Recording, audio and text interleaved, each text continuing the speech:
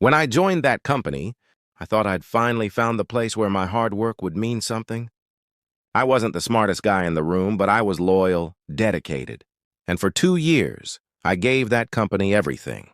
Late nights, weekends, missed birthdays, all for the promise of a promotion that my manager, Ethan, said was definitely coming soon.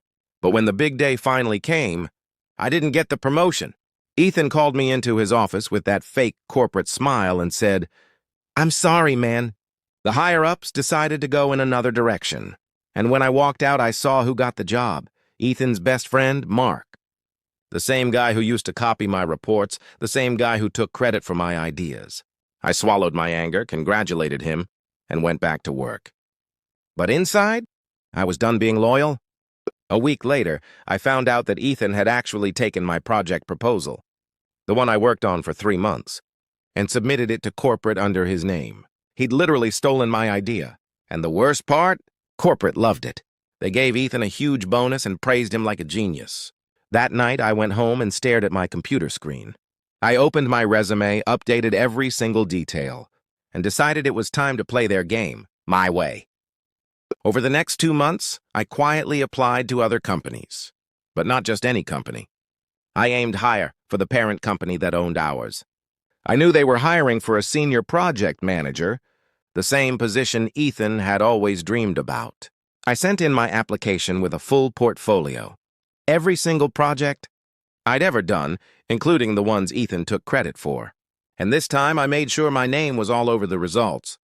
3 weeks later, I got the call. They wanted me for an interview. When I walked into the room, the VP looked at my file and said, "You've done impressive work, especially this proposal. I've never seen such attention to detail." I smiled and said, "Thank you. I put a lot into that one." He nodded. "Funny thing. Your old manager, Ethan, also mentioned this project in his application." I froze for a second and then said calmly, "That's because he presented it. I created it." The VP leaned back and smirked. That's exactly what I wanted to hear. 2 days later, I got the offer. $40,000 more salary, better title, corner office. I signed the contract instantly. And here's the twist. Part of my new role was managing Ethan's department. The first day I walked into the building wearing my new badge, I saw Ethan standing in the hallway. His face froze. He looked at me like he'd seen a ghost. "Wait, you work here?" I smiled. "Not just work here. I'm your new regional manager."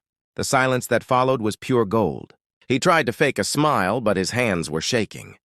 Over the next few weeks, I didn't fire him. I didn't need to. He had to watch me lead the same meetings he once excluded me from.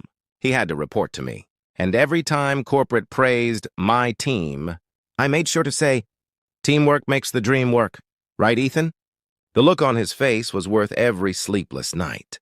I'd spent working under him. A few months later, he resigned. He couldn't handle it anymore. Before he left, he came to my office, looked at the floor and said, "I underestimated you." I smiled, leaned back in my chair and said, "Yeah, a lot of people do." He walked away without another word. Now, I lead one of the best performing departments in the entire company. And every time I see a new employee working late, staying loyal, I make sure they get the credit they deserve.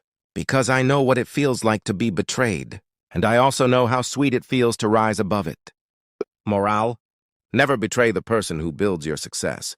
Because one day they might own the ladder you're climbing.